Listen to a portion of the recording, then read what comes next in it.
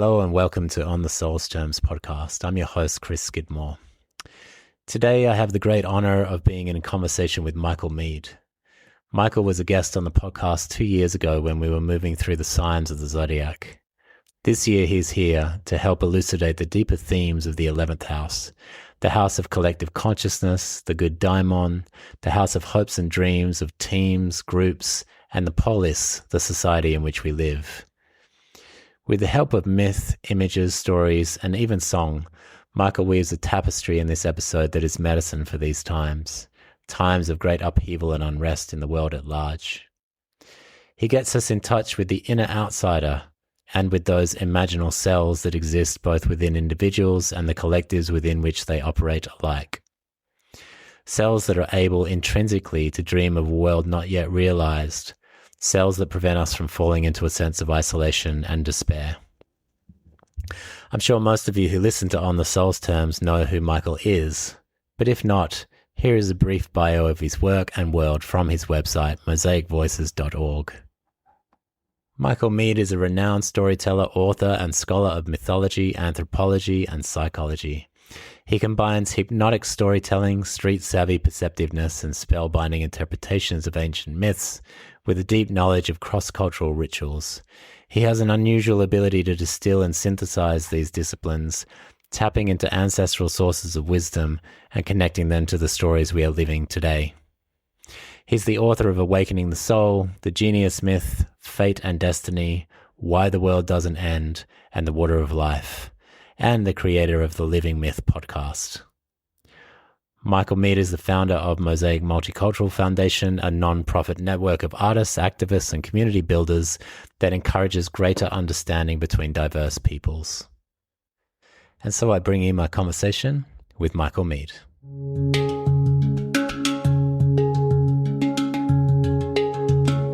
All right, welcome back to On the Soul's Terms, and I'm joined again for the second time on the podcast by Micheal Meade. Micheal, welcome back to the show.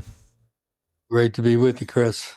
And it's great to see you again. I actually was with Micheal in person and Corin, who's in the background here, in person about 18 months ago, I think, in Mendocino, and got to experience the wonder of your work with groups, with the collective, sort of watching your gift at being able to cook things up in the field and having, one of the things I really admired watching you at work there was like, one of the themes you had was like cranking up the heat so that we could really see what was going on.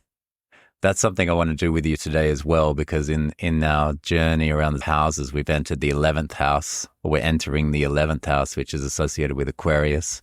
We've got Pluto in Aquarius right now, and it's themes of the world, the collective consciousness. It connects to the dreams of the world, but also the individual collective tension points. And this sort of idea of the collective dream, as we talked about before coming on air here. So we've got all these sort of this intensity, this intensification of what's happening in the world. And I guess I'd love to just speak with you about it. The 11th house is also the house of hopes and dreams.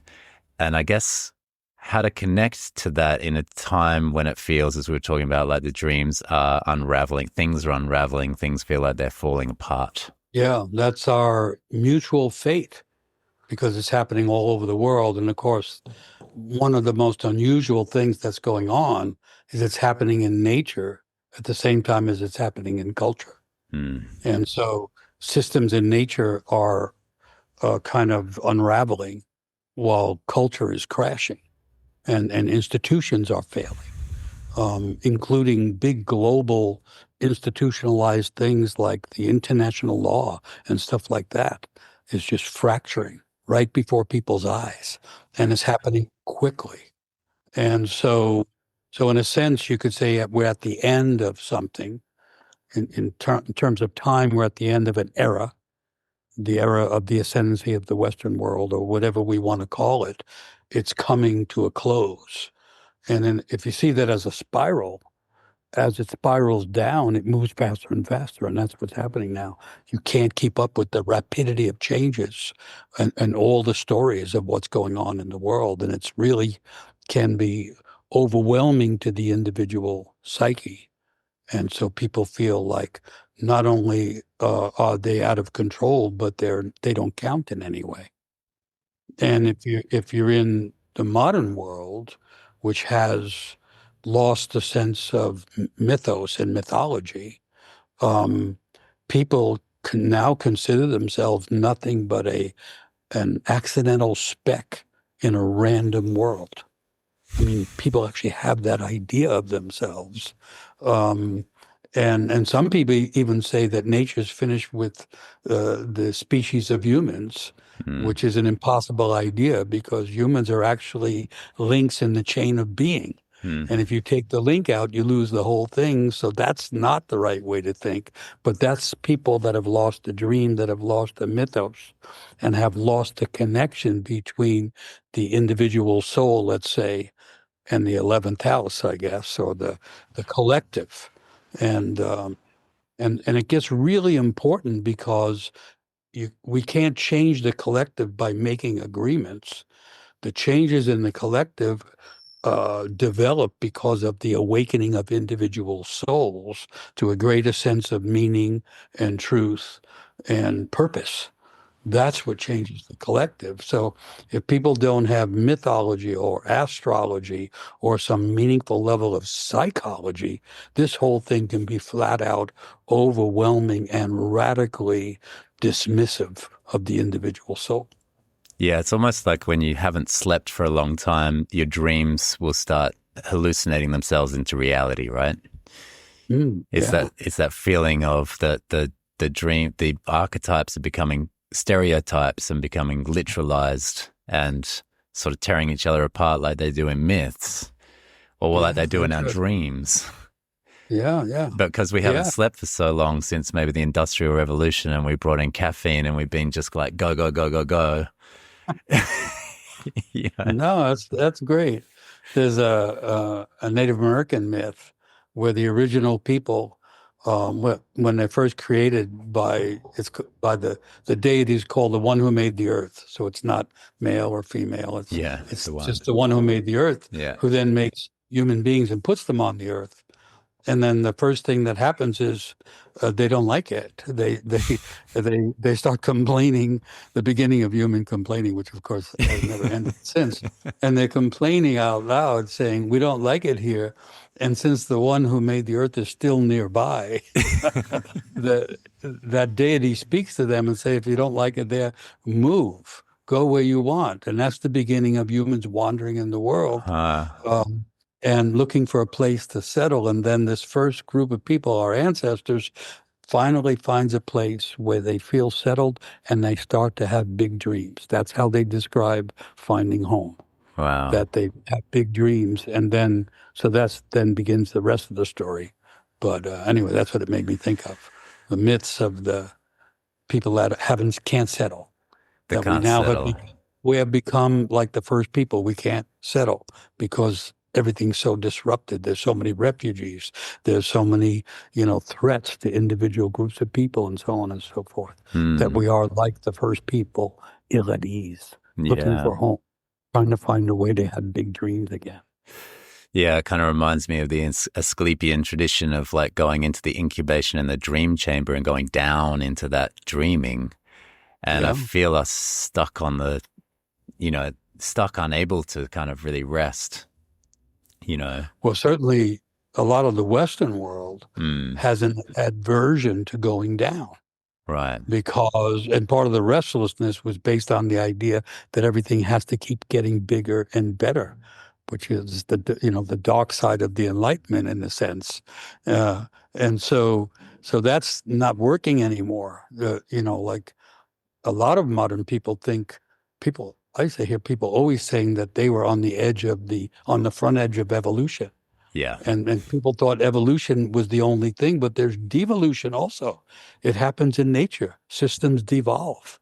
And Mm, what happens now is we're getting a big dose of devolution in terms of democratic systems in the world and other forms of organizing things which just don't work anymore. The changes are too rapid and the yeah. changes are too extreme, just like the weather, which has become extreme. And Mm, we're all that's our mutual fate now, to live in those circumstances. Right. And the 11th house is that house of collective agreements. And, you've mentioned international laws and agreeing that this is how we're going to run this thing. And as those start to unravel, it's a scary time, it's a scary time for all of us. And I think that's why the other side of the 11th is like those hopes and dreams of like, how can we as a collective, I guess what you're pointing to here is return to some form of cohesive mythos, or understand, as we talked about in our last conversation towards the end here, of like understanding at the very least that we're in the same story. Yes. And one definition or description or tale of the story is apocalypse, which is not the fiery end of the world. That came in the New Testament when they were looking for a word to explain Revelation. They happened to use apocalypse, which is a Greek word, which means collapse or renewal. Is that what apocalypse means? Collapse, yes, renewal. And it doesn't necessarily mean collapse and then renewal. It means collapse, renewal. While one dream of life is collapsing, another is trying to be born. And in the old understanding, it can't be born as a dream to the collective. It has to be brought to the collective from the individual psyches that begin to have the dream of the next world. Right. Yeah. And so then we have the classic tension between the individual and the collective. Yeah. I don't think we have the amazing, living in the United States, we have this amazing thing going on where the person that happens to be playing the role of president is quite willing to destroy the entire world, the world order, and any law that you might think up of, anything. Yeah. And it's like one psyche is on the verge of destroying the world, which is revelatory in terms of the power of the individual psyche in a way. I mean, my own psyche says, well, if one person could destroy the world, then another person could dream up a world to replace it. And that maybe, we could see the kind of psyche that shouldn't have power, but then we could also become the kind of psyche that might handle power. And I think a person can only really handle meaningful levels of power if they're connected truly to their own deep self and soul. Yeah, beautiful. I've been pondering the 11th, 5th axis as like father son in a way, and I've been thinking about faith and familiar with the story of faith and like the son of the sun god Helios, who essentially is like, I want to have the power of, he's kind of like waving his hands around, throwing a huge tantrum. It's like, why can't I drive the sun chariot? And Helios is like, well, because only a sun god can drive the sun chariot, But he's agreed on the River Styx to give him whatever he wants, and that's the kind of like tragedy of the story, because then he wants to drive the sun chariot, and he tries to talk him out of it. It's too late. And of course, that does destroy the world in that dream, in that myth. He can't handle the horses. He doesn't have the power for that. And so the horses go wild and in all different directions.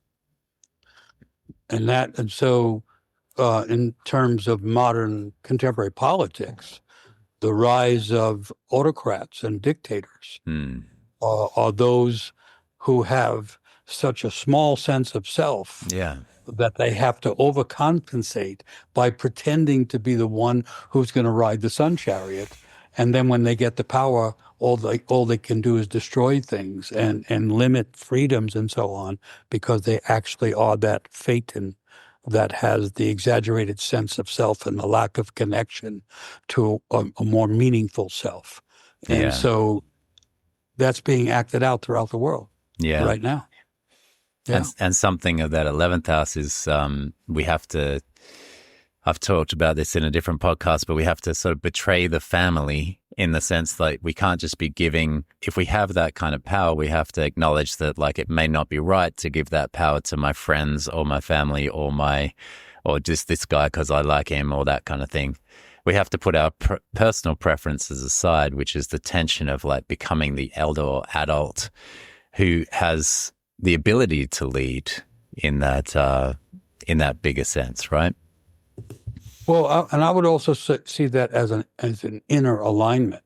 Yeah. Because if a person has innate qualities, God-given gifts, as people used to say, that aim in a certain direction, and if they can align with that, then they can handle more power because they would have the humility to understand that the position they're in is not something they deserved or should have claimed, but it's more like an alignment with qualities inside themselves. I call it the genius.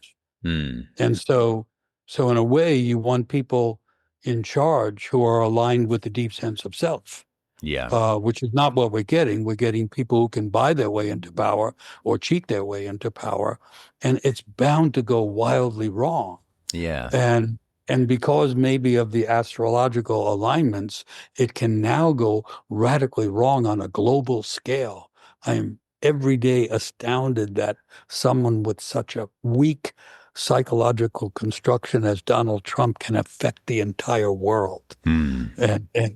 But it just shows how the individual is connected to the collective and how uh, as above, so below, but also so below as above. That in critical moments, a small thing can have a big change, either for the good or for the bad. Right. And that's a reference to the individual psyche. Yeah, and amplify the times, amplify the signs of the times, and amplify also what's tragically missing. Because something we discussed a little before coming on air was this time of Pluto in Aquarius, so the underworld erupting into the collective, and Pluto being so far away from the sun. So maybe we could talk into that image. Well, again, I'm just having this stuff we're living it out day to day now. It's astounding. Yeah. I mean, I've been talking about these radical potential disasters for 30 years. Yeah, I've been listening. But now it's like it's the news every day. And so then if you have a psychological mind or better yet, a propensity for symbolism in mythology, you can see the strange presentation of it here in the United States. Donald Trump, the arch narcissist, which means, of course, his sense of self is inflated in one direction and his soul has disappeared in another one. So he's deeply empty inside, has to fill every moment with reckless demands that there have that. And so now, in direct contradiction and contrast to the Constitution of the United States, to the dream of America, he now has almost like a private army that's invading cities under the banner of getting rid of dangerous immigrants. But really it's attacking all kinds of people. But the irony and the kind of mythology of it becomes clear because they're called ICE.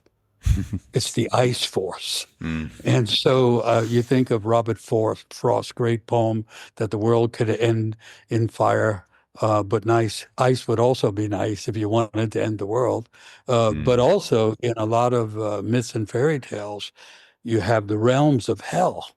And most people think of the hell as burning, and you go, and it is burning. But that's the upper realms. In the depths of hell, in what's called the far reaches of the corners of hell, it's ice cold. And so I assume astrologically that's Pluto. Yeah, that's Pluto.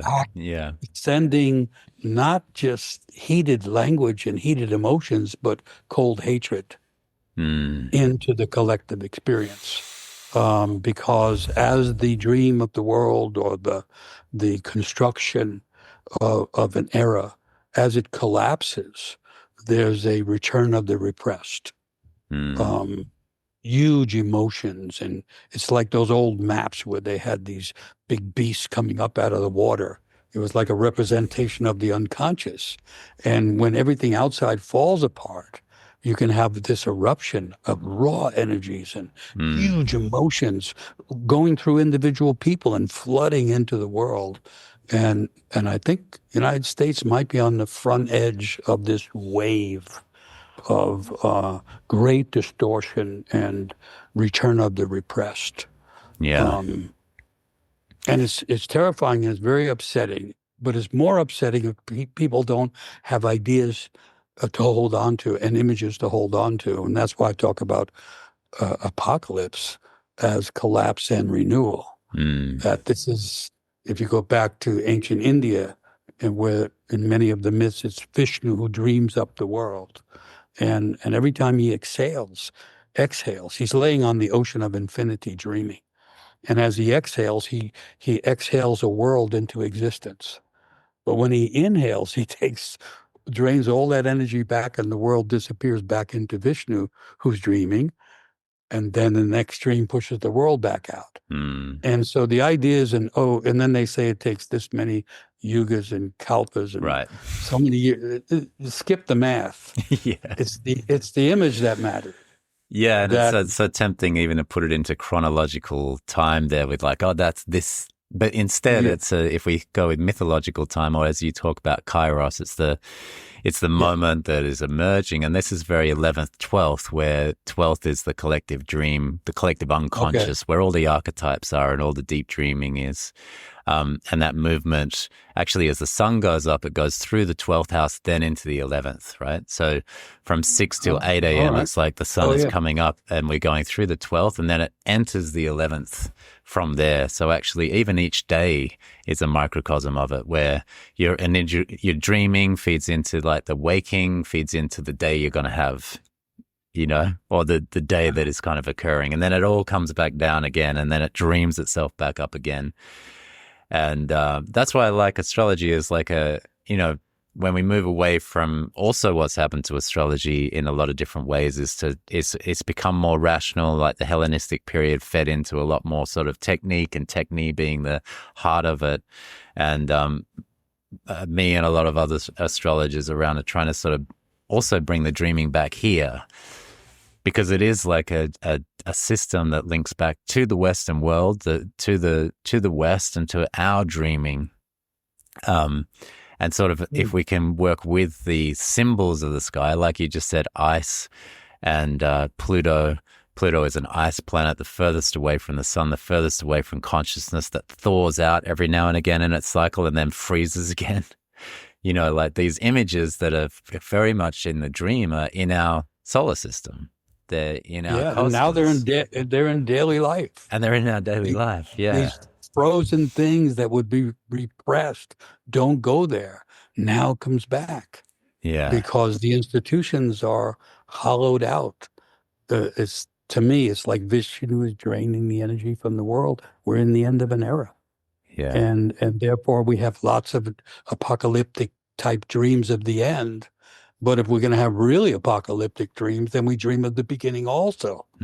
Because all ancient cultures understood, they used to talk about reading the text of nature. I mean, they would read the stars and read the motions of the cosmos, but they would also read the motions of nature. And a forest in nature, it grows up, and the biggest trees stand up. They're closest to the sun, and they're brilliant, and they even cast shade on everything else. And then they begin to collapse, and they go back into the ground, and they collapse there, and they disintegrate, and then they feed the birth of the next forest. And so people got it by reading the text of nature, and they got it by reading the text of the stars. Yeah. And then they got it by reading their internal text of their own psyche, which, as you just said, is born every day from a dream. Yeah. And so, this idea of as above, so below is also as within, so without, right? As within, so without, or as with the universe, so with the soul. And the as within, so without is that interaction with nature that we've also forgotten, because we're thinking in the mythos of dead nature, right? Like just stuff that we can take, which is also being amplified into the collective dreaming. Oh, that's some stuff we can take. Yes. Which is not the nature of reality as it is, because nature is alive. So that kind of like animism comes into this as well, right? Yeah, and animism would be up there in the stars because Yeah. all of the configurations of the stars were seen as animals of some kind, Yeah.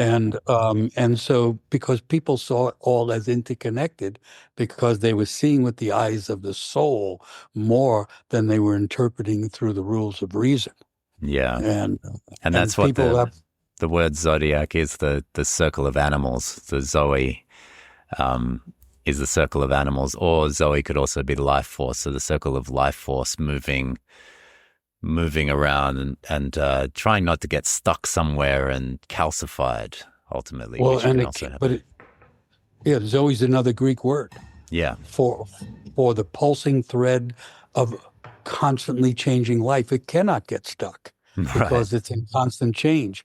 Bios, from which we get biology, was the story of the individual biological being, but Zoe was the story of the endless thread of being itself, which is constantly in change, which those old Greek philosophers like Heraclitus were always trying to remind everybody Mm, that the only thing is that's constant is change. mm, And so, even as we feel trapped in the collapse of the dream of the world or in some local collective problem, there is the kind of inner hidden truth. Nowadays, it's more hidden that too will change.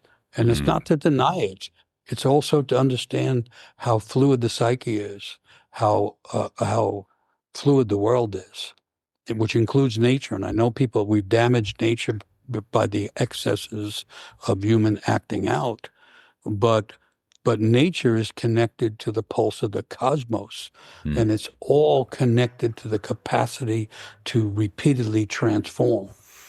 And so, one way to understand what we're all going through is a transformation on all levels, a transformation that begins perhaps in the cosmos, and therefore in the stars and the long life of stars. But when all that is transforming, humanity has to transform as well. mm. And so this becomes the time of transformation, which really means to move from one form to another, which would be a way to describe the zodiac. Yeah, and also a way to describe Pluto and Plutonian process, which is also Oh, entering the underworld and coming back, like yeah, entering the yeah, realm of Hades and like so many do in the ancient world and coming back. But, yeah. in modern mythology, it might also be in modern mythos, we could probably feel the sense of like avoid the underworld because it's the bad place, which leaves us building these towers still, right? But of course, transformation is that it's like going into the chrysalis, going in like the caterpillar, going into the absolute Yes, mulch of what it is to be yes, in a cocoon with yes. only a very faint dream that maybe there's a butterfly at the end of all this, right? Well, the biology of it is Yeah. that the caterpillar has no idea of the butterfly at all. No idea. In the biology of it, they have determined that the cells of the caterpillar are completely different from and separate from the cells of the butterfly.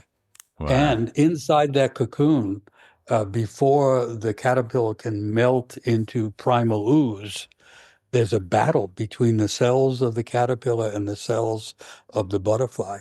And then I don't know how this happens, but it's the wonder of life that the biologist studying this decided to call the cells of the butterfly imaginal cells, Oh my as if gosh. to yes, as if to say that in the cocoon of life, it's the imaginal cells that awaken when everything goes dark and everything's collapsing, And and that is the what an image that then it gives birth to Psyche, which is the word for to, butterfly in ancient Greece. exactly, and which is again the great wisdom of old cultures, where Uh-huh. the language would point to the mystery, Yeah. and so that the yeah psyche can mean butterfly as well as the inner workings of the soul. And Yeah. so we're in the cocoon in a sense, and we can feel the battle between, like in America, it's so clear. I mean, it's really like an old play being acted out. I mean, it's sad and it's tragic and it's threatening and it's disturbing and it's misogynist and it's racist and all that. Mm. But it's also like an old play. in which the forces that are losing energy are fighting to hold on to everything at any cost, break all rules, break all understandings at any cost. And that's a terrible thing to be near and witness. But on the other side, there has to be the imaginal cells that are getting activated and that can come back into so-called reality with greater imagination of what it means to be human and what it means to be connected to nature and what it means to be in a living cosmos. The interconnectedness has to be part of that which is secretly being born in the depths where other things and are deeply disconnected and dying off. Wow. And I'm just like feeling how the battle between caterpillar and butterfly, that's a really great metaphor, right? Because the caterpillar wants us to go back to like being caterpillars and remembering the good old days of being caterpillars. But then if we move into psyche, it's this idea that the new thing is actually the ancient thing, right? So the caterpillar is not wrong for wanting to go back. Going back but doesn't understand that by going into psyche, going into soul, we do go back. We go back to a new renewal. That's apocalypse, as you say, right? Collapse and renewal. It's also archetype. Archetype, which Carl Jung, the psychologist Carl Jung, made common in the language of psychology. The two parts, arche and typos. And arche means ancient and original, and typos means a pattern or form. And so the archetypes are the ancient original patterns and forms which are there at the source of being. And what happens is everything keeps going back. If you go back far enough, you don't go into history, you go to prehistory. If you keep going back, you get into the ancient, timeless space, back to the source of being, where everything can start all over again. So this, I know this aligns with astrology. That is to say, in times like this, when there's a collapse going on, certain archetypes are activated, which we could study them through planets and through configurations of the stars, but we can also study them through mythology and psychology. And I call it the Trinity of awakening archetypes. And one is apocalypse, because it means both collapse and renewal. But the next one, I think, is the archetype of creation or creativity, that as some things are dying off, other things are being energized by the archetypal energy of creation. And then the third one I call initiation. That is to say that as everything outside is falling apart and the collective is going through earthquakes, and because it involves a loss and a descent, it awakens the archetype of initiation. Initiate means to take a step, to take a new step, to step into something and imagine life anew. And so we become like potential initiates who could be receiving the dreams of what can be and awakening the potentials of what need to be. That can happen, according to apocalypse, that can happen at the same time as everything is falling apart. And so whether we call it the stars that are moving that can support the individual and the collective, or we call it the archetypes, the shifting of the archetypes was one of the old themes for what happens when the world goes through dramatic changes. And I like to say that each soul inherits all the archetypes. Mother is an archetype, father is an archetype, child's an archetype, but also these other, like the archetype of creation or creativity. This can be the most creative time, partially because of the collapse going on around us, the opportunity to create more things to fill the vacancies and the gaps, but also the idea that the archetype of creation gives the individual soul both energy and imagination to be more creative. That's where I'm putting my hopes, I guess we might call them. Yeah. And I'm thinking about initiation here, like in the ancient world, you would be initiated into a mystery cult. And the because the only way to receive that information is to go down and essentially face death or face darkness, face kind of like that caterpillar somewhat willingly going into a death process.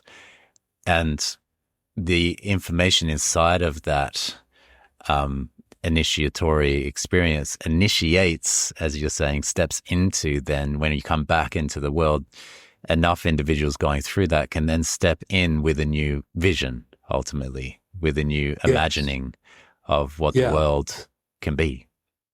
Yes, which isn't new in the common modern sense. It's not completely new, like you were saying. Yeah. It's a newness that's brought from the most ancient thing. Yeah. That it's that kind of newness. It's a newness that has originality in it. The word originality refers to the origins. When someone is being original, they're actually, whether they know it or not, tapping into something very deep and original. And so that becomes closer as everything is falling apart, but especially if a person is willing to descend. And near as I can tell from the old mysteries, it was a great thing that happened to cultures before modern times. Everyone thought that we were here to study the mysteries. In other words, life is a mystery that's trying to get solved. And the idea was to enter the mysteries and learn. And the big mystery was life, death, renewal. Life, death, renewal. Whether it was the life of the caterpillar and the butterfly, the life of the individual soul, or the life of a culture. Life, death, renewal. And we are being dragged there now. Yeah. When you were talking about those archetypes and the ones that you named, the one that popped up into my mind was trickster, because it feels like we're looking out into the world and seeing some terribly negative type of trickster energy. And I wonder if we were to alchemize some of that to bring in, because also, as Lewis Hyde wrote the book, Trickster Makes This World, and Trickster does make this world, right? Also tears it down. Yeah, but that makes it a subcategory of creation. Right. So that in saying the creation archetype, you're activating the potential of the trickster also. And so, but what a lot of people don't know about tricksters, that in its core or best form, the trickster becomes a healer. Wow. In its undeveloped and distorted form, the trickster becomes one who breaks things with no idea how to fix them, or the one who disturbs things without any sense of bringing medicine or a solution. But in its more awakened form, the trickster is a healer. And you could find this in all kinds of interesting things, including the fact that most medicines are poison. Right. It's only medicine at the right dosage. And so medicine itself is a trick. And the tricksters in indigenous cultures would be people that were what a lot of people now call like shamans or something. Yeah. They're people that are learning the mysteries, and they're learning it from going into the dark places and finding out what they can learn. And so the creation archetype, what I think would include, as Lewis Hyde did with his book, that trickster makes the world, but in doing so is participating in recreation. And so, to me, all creation stories are actually recreation stories. It was never that creation was back there. Yeah. And that, just like with the zodiac, it goes around and then goes around again. Yeah. We've always been, creation is in every moment. Right. But so is destruction. Right. So is destruction. And Right. then we become, in times like this, we become the willing or unwilling witnesses of collapse and the potential agents of recreation. That's one way I see it. Yeah, I love that that the trickster is the medicine person or the medicine man, medicine woman kind of thing. Because of course that makes sense, right? They're kind of, yeah. It also reminds me of the word eccentric, right? Like off center, which I associate with the 11th house in a way. And I associate with Aquarius and Uranian energy, like Uranus as a planet is on a tilt. It's off center. And this kind of like information that comes from the fringe. Because the middle seems like there's not much there right now. Well, that's the mainstream. Yeah. Which keeps flowing but has no essence. Mm. And so, and then there's this old idea that you find in ancient India where the the people who were, outside, who weren't allowed into normal processes, weren't called the outcasts, they were called the outsiders.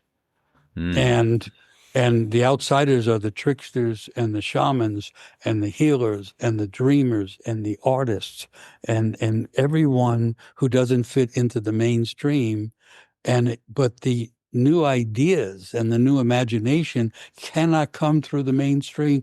They have to come into the world through the outsiders, who then can choose, hopefully, to deliver them to the mainstream. The mainstream is unable to renew itself or even conceive of itself. And the outsiders are the ones on the edge who are receiving energies coming in from the unseen, from the planets, from the heavens, whatever you want to call it. Yeah, I love And that. Mm. and everybody has some outsider in them. Mm. And I think nowadays we need our inner outsider in order to reassure us about the world, which on the mainstream level is literally falling apart. Yeah. It kind of reminds me of one of Hercules' labors was the Augean stables, which was because one king had so many successful bulls and heifers that he had hoarded everything, but he wasn't good at taking care of his stables, so everything was full of bullshit. No, that's great. Yeah. And then Yeah. what Hercules does is instead of getting out the shovel and starting to get himself filthy with his stuff, he just redirects two, which is a bit Aquarian, two streams. And it just goes flooding through. These two streams come and flood through and everything clears back out again. Wow. Could we only do that right now? Yeah, please. How do we do that? Through politics throughout the world. Yeah. But and then of course Hercules, one of the examples of the hero energy, Yeah, also has to dress as a woman he and does. live as Yeah. a woman for a long time. And so that messes with the people's ideas of heroes, because the transvestite and all the trans elements of life, Hermes had to experience literally as well. And so the issues now with trans people can be seen as the issues with the transitioning of the world. Right. The people's horror about that there could be, trans people, is also a misunderstanding of how things can transition from one form to another on all levels. Mm. And in a way, the controversy about being transsexual or trans people now is also another vessel through which to see how much the world is transitioning and transforming. Mm. That was delightful little slip there, because instead of Hercules, you said Hermes. And I wonder if that, which was fantastic, which was kind of perfect there. And it also reminds me of the blind seer Tiresias, who spent 7 years as a woman and then came back to being a man, and he was the blind prophet ultimately. Like the ability to not see and see, right? The seership that is also kind of perhaps being called forth, and maybe even the evolution of hero mythology. I feel like we're I wonder if you could speak to that, because of your work with so many stories, right? And your work within men's work and all of that. I think that part of it is like, how do we transition from the heroic Herculean understanding of masculinity, and then help that to transition into like what is. It's kind of like that's a collapsing piece as well. That is a collapsing metaphor. Collapsing metaphor. Yeah, the manosphere is like a collapsing of a greater sphere of understanding. And insofar as it tends towards the obvious so-called masculine elements of strength and force and that kind of thing, which rings hollow nowadays, because in many ways people know better.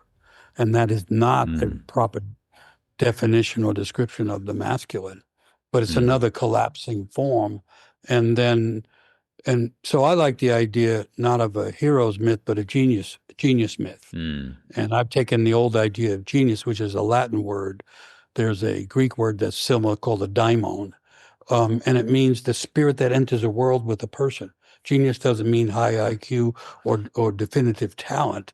It means the spirit that's already there. That's the literal translation of genius. Mm. So everyone who enters the world, whether they're super masculine or more wildly feminine or somewhere in between, whoever they are, they come in with their own genius, their own spirit that's already there inside them, which is unique and makes them an individual never to be born again. That's the great gift of being human. The gift of human life is a unique gift of life. Right. And the awakening of that, that's something inside everybody. A person doesn't have to go out and do heroic things. Some people are inclined that way. Some people, that is their path. Mm-hmm. But the path of the hero has become so masculine in tone, so forceful in expression, that it's not helpful at all. But genius is something inside everybody that you find by going in and becoming more conscious of parts of oneself. And that's true of every person, no matter what their gender orientation is, or their social and economic background, or their age or stage in life. Everyone has a genius, like the butterfly inside the cocoon, trying to come into consciousness. Everybody has their genius inner imaginal cells that are trying to awaken. And the world changes when more people awaken to those inner capacities, because then people have a meaningful direction to go in life, because the genius gifts, the talents will pull a person into a certain kind of life. And some people can be tricksters, but others are going to be more distinctly on the healing side, or whatever it's going to be. And so to me, the collective is changed by the awakening of the individual souls to their own inner gifts. And those gifts come with a natural aim. In other words, it isn't a matter of finding a career in life. It's a matter of finding the purpose that's already in a person's heart. And the more people that do that, the more medicine that comes into the world and serves as an antidote to all the things that are becoming anti-human and anti-nature and opposed to each other. I think you're going to love that one of the things associated with the 11th house is the good daimon. All right. And so it sort of speaks to that although the 5th house would be the individual, it's the opposite. It's the good daimon is actually resting inside of the collective. The collective consciousness is sort of like the good daimon is over there pulling, in a sense, the individual towards, like this is the interaction. It's more like a telos or something, like a pulling of that individual consciousness, that individual daimon genius into the world to say, like, come and do it here. That's a great idea. Yeah. So yeah, that's like the old idea that it's not just that the seeker is thirsty, but the fountain also needs to give water. That's perfect. Yeah. And it's also reminds me of another idea that comes up in myth, which is that you never have to go all the way there. In other words, the heroic thing is mistaken in the sense that it feels it has to do everything. On the real paths of awakening and meaning, a person only has to go halfway, because in the myths, they'll say the divine is coming towards you also. And so I've never heard that before, that the telos, or the purpose could be in the collective. That's a great idea. In the collective. And so that's also Aquarius and Leo, because Leo would be associated with the 5th house and the heroic and the sun and all of that energy. Because, yeah, there is something of like, what I like to play around with the hero is like, well, the hero is fearless enough to step forward, right? And then like there's the willingness of the courage there to step in. But as you say, then the good daimon is also coming to meet from that place in the world. Yeah. No, that's brilliant. I like to think of that heroic step as being the step of the initiate. Yeah. Okay. So I'm using genius myth instead of hero's journey. Yeah. And then I'm using initiate and seeker rather than heroic adventurer. And I'm not Mm. saying you can't have the heroic adventure, that's fine. But I'm saying there is also this inner initiate. And so, you know, there's in a way no limit to the number of archetypes. Yeah. I mean, I know certain people write books and say the four feminine Mm. you know, that's okay for, if you're needing to take a first step, let's say. Yeah. So Yeah. fine. Mm, But true. but just as the forest is diverse and life is diverse, and there are many, many stars in the cosmos, there are many archetypes. And another one that you could say, when I'm saying the one part of the trinity of archetypal awakening trying to happen now is initiation, we could also call it the archetype of the initiate. And that in the midst of the collapse of the outside world and the loss of institutions, that a person can find an awakening inside of an initiatory aspect of themselves that already knows where to go, knows with path Mm. that to take, and has, as you were saying, courage. It Mm. has that courage to keep taking a new step. Mm. And then it turns out that on the paths of initiation, there is no end. Each initiation qualifies you for a deeper, more, dramatic initiation. Mm. But um, in a way, the kind of spiritual aspirations that people have, that kind of thing, those are part of the archetype of the initiate.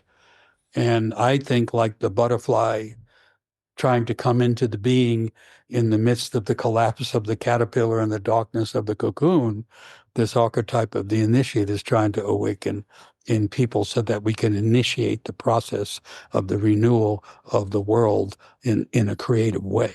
Mm. Yeah, which has this deep complexity of how, like, one of the things that springs to mind there is that there has to be a certain acceptance of the world, therefore, in order to kind of say, I'm going to move into this world. And I think that's also the 11th of, like, yes, this world is broken. Yes, this world is fractured. Yes, it's falling apart. Yes, there's terror on the news. Yes, I'm being fed with information, Aquarius like age as well, of like 24-hour news cycles, hopelessness, despair. And Sounds yet, familiar. yeah, yeah. Yeah. And yet my genius, as you say, and my seeker and my initiate, still, this is my world, right? This is the world and this is my world. And I am willing to move forward and participate. No, that's well said, because that's the bodhisattva. Tell me more So, about that. well, sometimes I just borrow things from Yeah, why not? different mythologies Yeah. in India. So I call this bodhisattva times, Uh-huh. because it's not just that human culture needs a lot of help. We have to help nature because we help damage nature. We have to help nature find its balance back. And so the bodhisattva is the spiritual seeker who reaches such a profound place of enlightenment that he or she doesn't want to just go into the other world or stay in a certain state of enlightenment, but rather wants to come back into the world, which is the world of disturbance and all the troubling things, but wants to go back into that troubled world because so many people need some help getting going on their own bodhisattva path.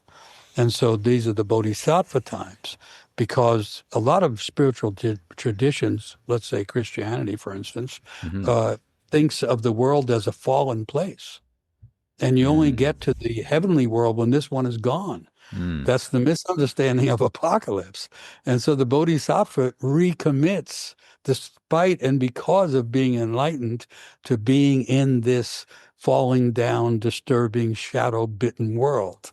And Wow. so I didn't realize that appeared also in astrology. That's brilliant. Yeah, I'm just imagining they're coming out of the 12th as, like when we're in the big dreaming, and then we enter that's the sort of return back to the 11th rather than off into the infinite, ultimately. Like, Yes, no, I'm yes. done. Yeah, And the drop becomes yeah, the ocean and we move out into yeah, the yeah. oceanic. That's the bodhisattva. It's a beautiful image, but Yeah. it also then has inside it, part of the mystery is that the infinite is in this world. And Mm. that's part of the breaking open of the mystery. Well, that's Mm. what they used to call the open secret, that the infinite is actually in the present. The origin is in the manifest world as it is. What we're looking for is actually here, if we're fully here. That kind of thing. Bodhisattva time. Bodhisattva time. Yeah. And I'm feeling about the way that, because something that came up for me then was actually Christ and how the world sort of tears him apart in a sense as well. You know, the crucifixion and the pulled in four directions energy of that, of what can happen in the world. It was almost the other side of Phaeton. Phaeton was the son of God that wanted to get the chariot and ride rampant through the heavens.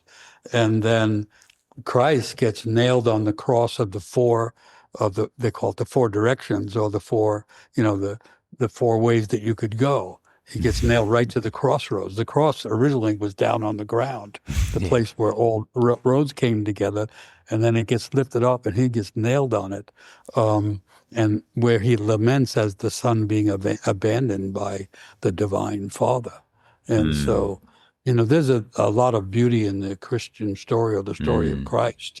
But as soon as it's made into a dogma, everyone gets nailed to the cross. Yeah. And I think last time where we kind of ended our conversation in a couple of years ago when you were on the podcast, we talked about that Prometheus and Chiron meeting. I don't know if you remember this conversation, but it was that meeting of the Chiron wounded healer with the Promethean Christ consciousness. And as we're exploring, like, what's the dreaming? What's the new dream? Because that's a silly idea in a way. Then we get all our egos involved and we get heroic and we do make some mistakes. But what's emerging out of collective consciousness to me might be that because we're even closer now to Chiron coming back to his return spot in 2027. And that idea of the chironic, centauric, animal, human, divine, human as well, all these tensions that are existing within the one living being, as opposed to the tensions in the dead being, meeting Prometheus, who's like Christ, chained to the rocks, in being tortured by the world, and that kind of meeting of those and how they become constellations together. They take each other's place. That's good.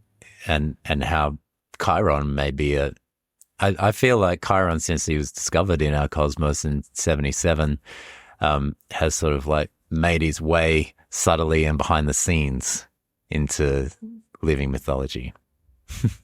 And of course, as the great healer and the one who invents medicines that are needed at the times, that's part of the myth of Chiron. All the while, and he does it initially to heal himself, and that doesn't work. So then he winds up making medicines for other people while he continually suffers his own wound. And that's what happens to healers in a way. The healers wind up giving medicine for others, but like the shoemaker that has worn soles in his shoes doesn't necessarily have the medicine for himself. I love the image of Chiron, and I think that centaur or animal human connection is also Dionysus, who is the god of destruction and renewal, right? Or Shiva in India. And so, the old stories are full of these images and then the tales that go with them that make it possible to understand the human connection to the cosmos, the human connection to things divine, the human connection to nature, the human connection to animals. And right now, I think we are poised with the collapse of the structures that were built during history, so to speak. We are poised at the edge of having an awakening of our interconnection to all the things, which was the common heritage of all the ancient peoples, and all the indigenous peoples understood instinctively and intuitively the interconnectedness of life.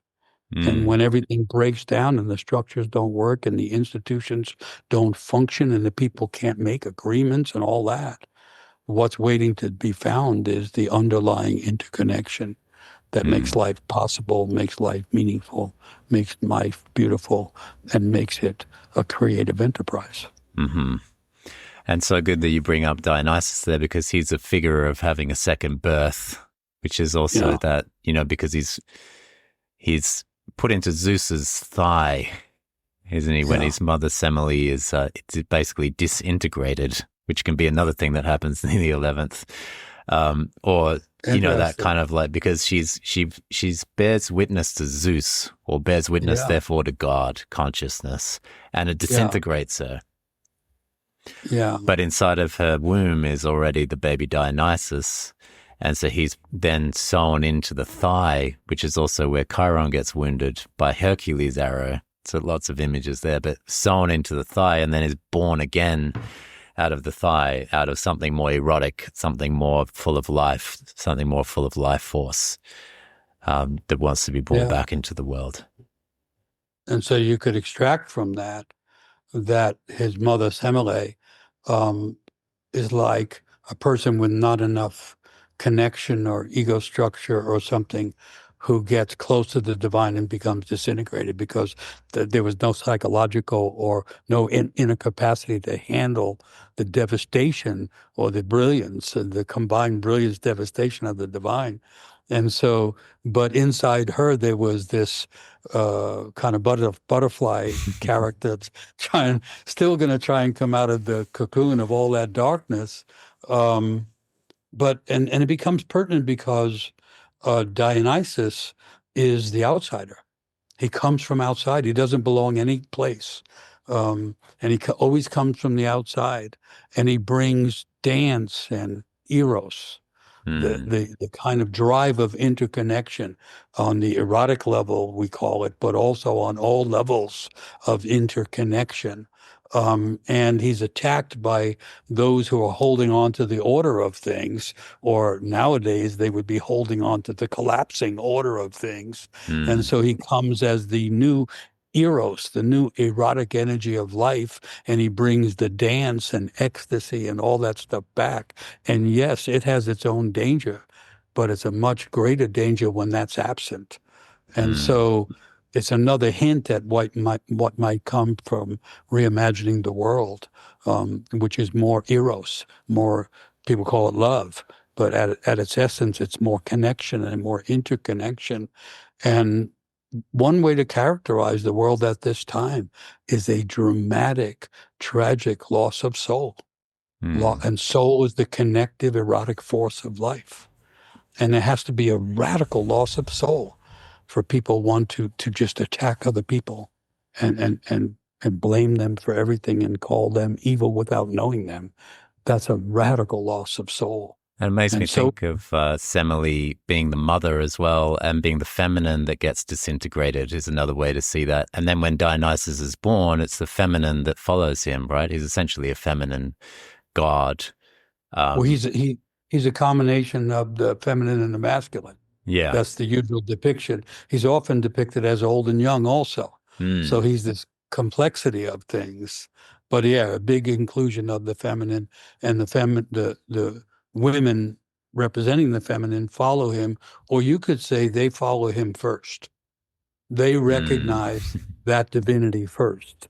And then there's an attempt by the extreme masculine nowadays, we'll call it the manosphere, to come in and stop that, and then they get dismembered, because if you can't join in the interconnectedness, you wind up getting dismembered further.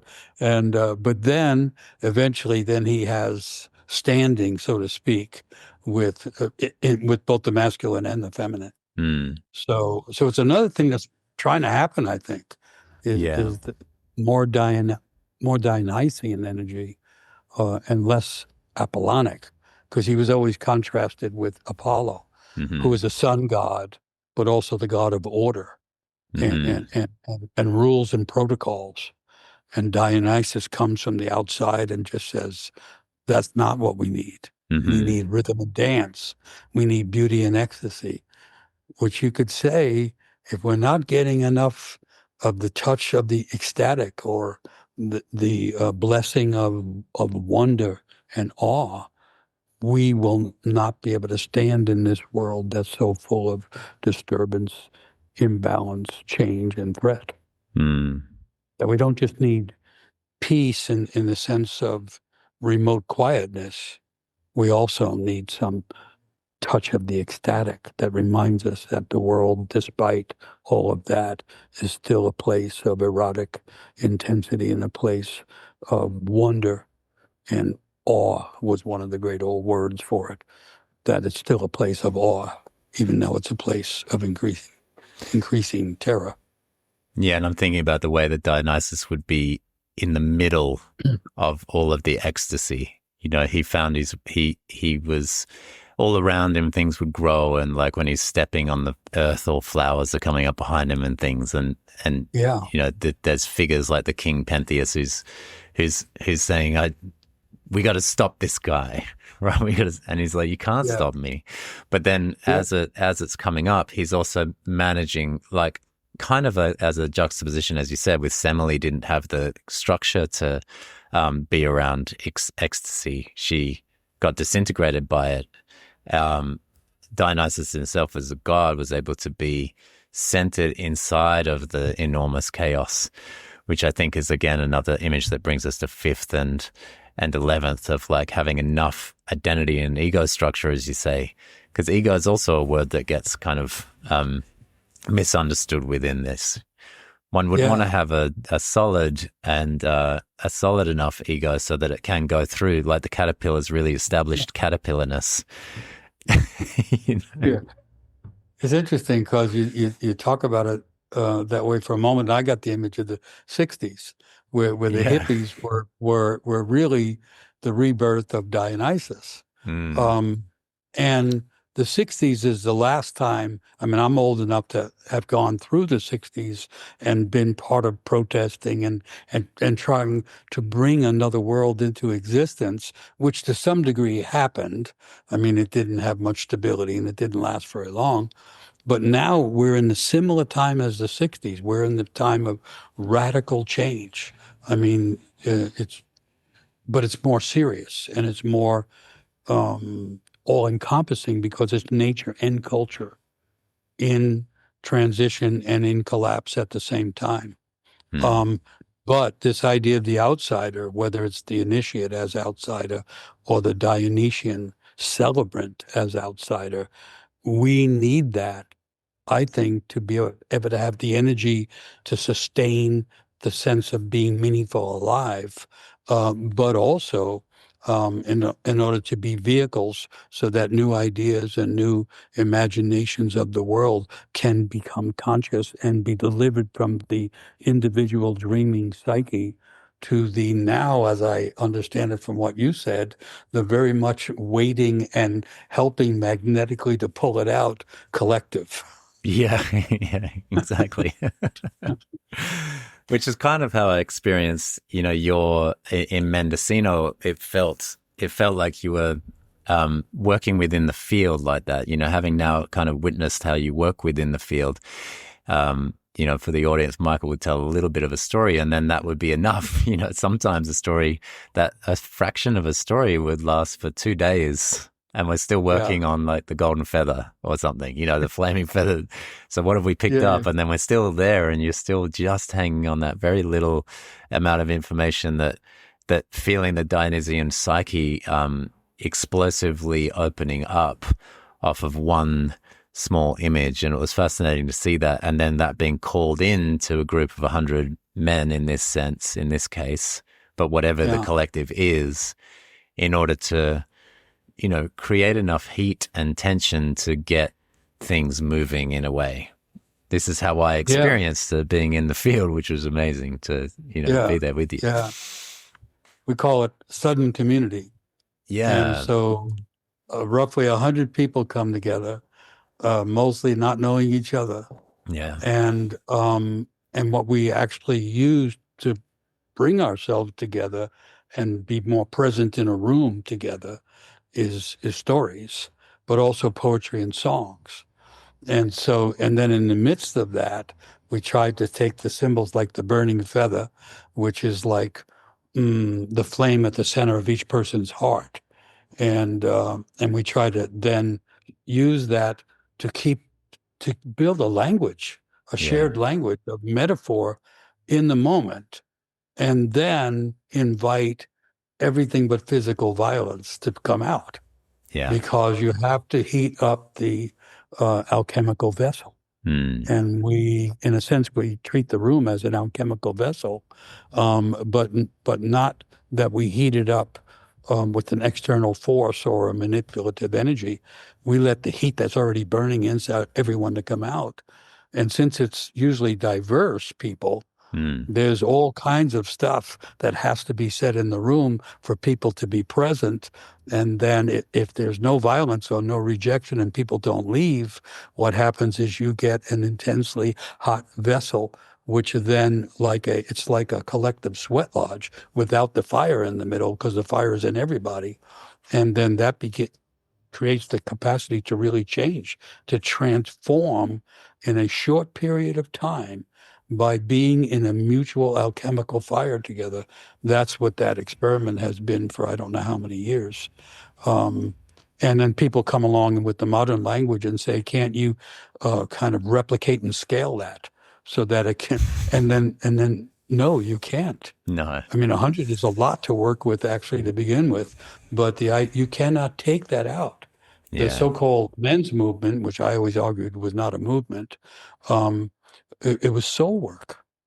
And I remember when James Hillman, the great psychologist, and at that time the last living direct student of Carl Jung, when he came to Mendocino, he said, after 2 days, he said, this is an alchemical vessel. This is alchemy, and this is healing. And then he would say to people, you could go do therapy for 5 years or come here for 5 days. You'll get the same thing. And it's an exaggeration, but it's kind of true, because if that, people call it a container, I like the word vessel.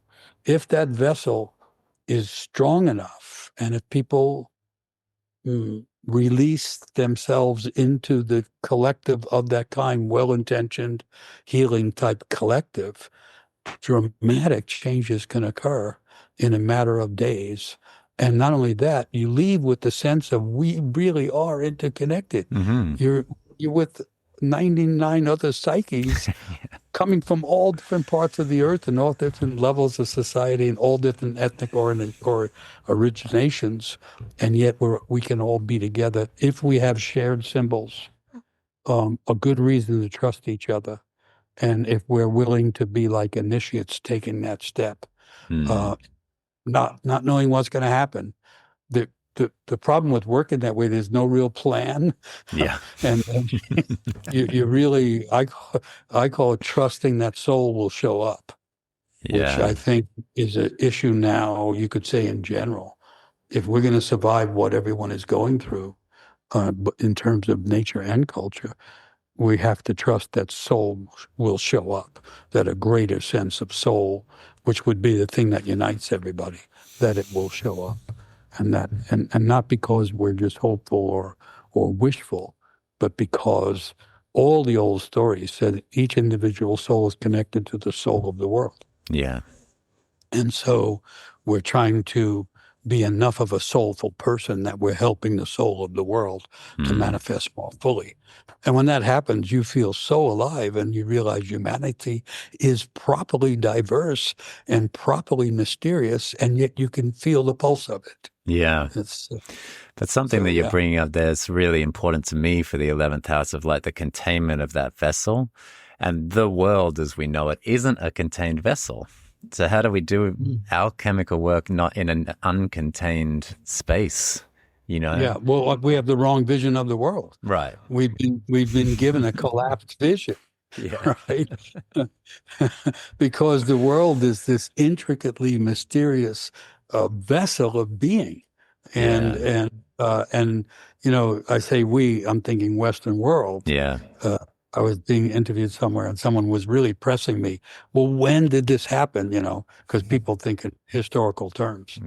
So I said, well, okay, let's say it happened in 369 AD, because that was the Council of Constantinople, the second Council of Constantinople, where the early Christian bishops and so on, officials, decided to change the description of things from a three-part to a two-part. And the three-part was spirit, soul, and body, with soul being the energy that kept spirit and matter and spirit and body together. And they didn't want soul because it was so mysterious. It was so connected to the earth. It was so erotic. It was disturbing the dogma. So they decided there was no more soul and there was only spirit and matter, or spirit and body. And Wow. you could say that was the beginning of a lot of trouble, because that gave you the mind-body split in a more exaggerated way, and it gave you the split between the divine and the earthly. And we Wow. lost soul. I mean, We even lost soul. what you're talking about there is like even the Apollo Dionysus thing that you were talking about. There's a Hermes in the middle to me that is also lost. You know, someone that can behave in both worlds is happy to be ambidextrous, or, you know, amphibious. Everything. Yeah, In Hermes' case, amphibios, you know. moral, Yeah, the whole everything. lot. Yeah. Yeah, Like moving yeah, between, and yeah, as you say, yeah. like soul, yeah. And it's the same as like the king Pentheus not wanting Dionysus to arise, you know, or to arrive. Yeah. And Dionysus is saying, well, you can't hold me because I'm born to loosen binds. That's what I do. You know, so if you try to trap me here, I'll loosen those binds, is what I'm made for, essentially. And under the idea that the archetypes keep manifesting, Yeah. here in the United States, you have Donald Trump trying to control it's maniacal. He's trying to control everything. And one thing he really hates is these comedians in the late night programs who come on and crack jokes about him all the time, and they make fun of him, and he hates it. And he actually has tried to make them lose their jobs, and he threatens to put them in jail, which actually has happened in cultures throughout time, because they're playing the role of Hermes as the trickster and the joker, and they're playing the role of the outsiders, saying, here's what's wrong with the way you're using power, and here's what we can see about your own shadow. And in the midst of your maniacal sense, attempt to control everything, we see you as the one who most people think is the most powerful person on earth, but really we can see is really the weakest person in the world. And he hates that. That's Pentheus attacking Dionysus, and people trying to get rid of humor, which comes from the word humus, which means soil. And you know, the humor brings everybody back down to earth. And it used to, in some stories, the king would have the jester nearby all the time. And the role of the jester was to bring the king or the queen back down to earth. And so these archetypes keep manifesting just the way the houses keep manifesting and the planets keep manifesting. And the more we have our way into it, whatever way attracts us, the more we are able to see things that are otherwise unseen. And part of the seeing nowadays has to be seeing the potential for recreation in the midst of collapse, or else we begin to lose our own soul, and then we feel depressed and empty and helpless, and suddenly, you know, we're not fully alive. That actually takes me back to Tiresias, the blind seer, because when he comes across the Dionysian thing, he's like, oh, amazing, I see it's just for women. So he dresses up as a woman and he enters. You know, he's just like, oh, I know how to do woman. And so he just goes and revels, you know, and he's juxtaposed, and he's the blind seer, right? So he's got the prophetic vision of understanding what's trying to happen and joining in, rather than the Pentheus kind of like side of that, which is trying with all fury and might to stop the thing that's occurring and standing in the way of that. So the actual dressing up and going in, and, you know, some of these images of the mythical transness, the hermetic that is both, or the soul underneath it all. Yeah, which is part of it all, and parts that we need. There's a way, I like Tiresias a lot, the idea of the blind seer. The paradox of the blind one is the one who can see. Because what we don't need to necessarily see what the Western Enlightenment model was. Shine the light on everything, gather all the facts, measure everything. And of course, they're always measuring things that are measurable and excluding things that are immeasurable, which you can only see with the inner eyes of the soul. And so Tiresias was blind on the outside, but he was able to see with the inner eyes of the soul. And you could say that will add to the other necessary archetypes now in order to survive. And besides the genius and the initiate, and I don't know, and the Dionysian, the seer. This is seer. prophetic times. And the word prophecy or doesn't mean to see the future. It means to stand so deep in the river of time that ancient things that have been forgotten become visible to you, and glimpses of the world that's trying to become visible to you.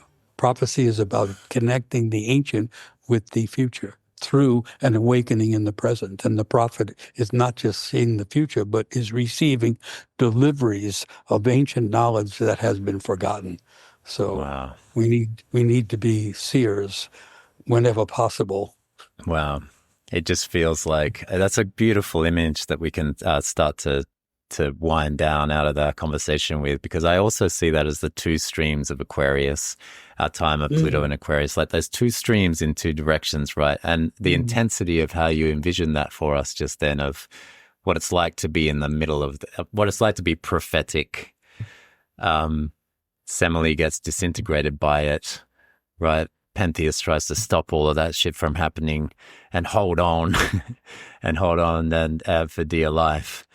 But if we can be in the intensity of the world, that's the 11th in a way. If we can, like Christ, nail ourselves to it and go, this is where I'm going to be, then maybe the medicine that is also poison, but is also medicine, can emerge in that place. And it can only re-enter the world through individual human souls. This is another open secret, which is that the eternal, the ancient wisdom, the medicine, all of that, the transformative energy is always trying to enter the world, but can only enter through the people that are alive at that time, and then only through those people who are able or willing or courageous enough or foolish enough to put themselves that far into the river.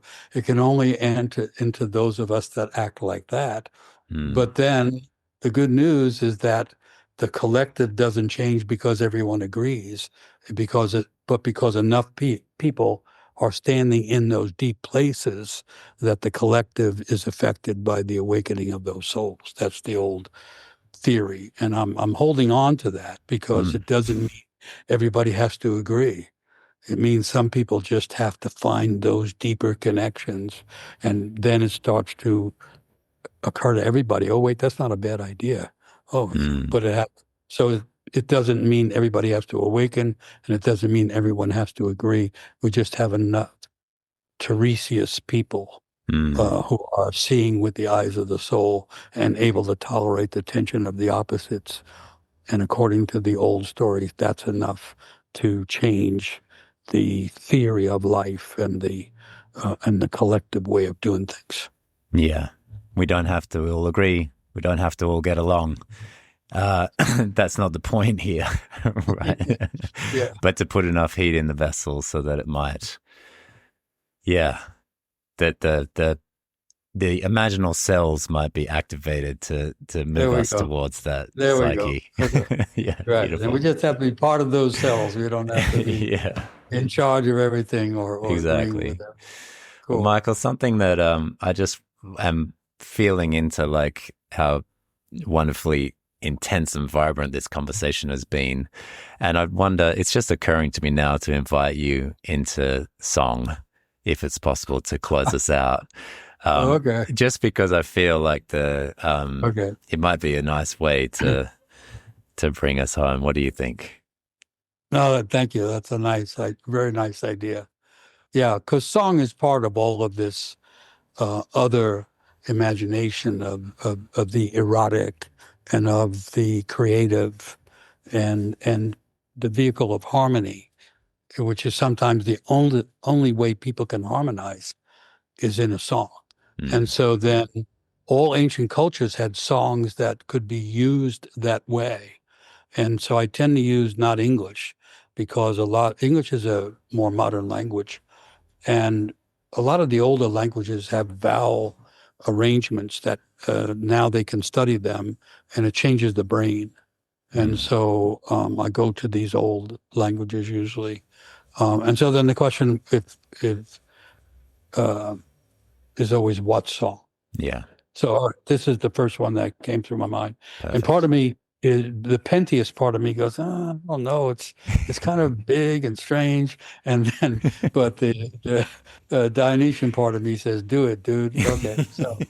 So this is a song from the Yawanawa tribe along the Amazon River down in Brazil, this small tribe with this great cosmology and imagination of the world. And this is their song about when everything falls apart, how it comes back together. And it's not a butterfly that they use, but they use this bird, this Conero bird, and it sings back to the people the song they forgot, which goes like this. Canero etete, canero etete, canero etete, canero etete. Canero no ma, canero no ma, canero no ma, canero no ma, canero etete, canero etete, canero etete, canero etete, canero no ma, canero no ma, canero no ma, canero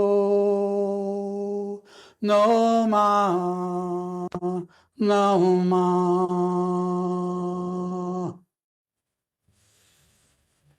So. Canero, may everything come back together. May everything come back together. Yeah, I think that's the ultimate 11th house field feeling. Oh, nice, nice. Okay. Yeah, that that should exist in the same field, all these different individuals, you know? Yeah. That we can all not get along, but be in the same story. Yeah. Yeah, and remember that song. Beautiful. Wonderful way to finish there, Michael. Thank you so much. Yeah, good idea. Thank you for asking. All right. Great being with you, Chris. Yeah, you too, Michael. Great to see you. Thank you for listening to On the Soul's Terms podcast. To support the show, please consider leaving a 5-star review, sharing with friends, or becoming a patron at patreon.com/onthesoulsterms. Until next time.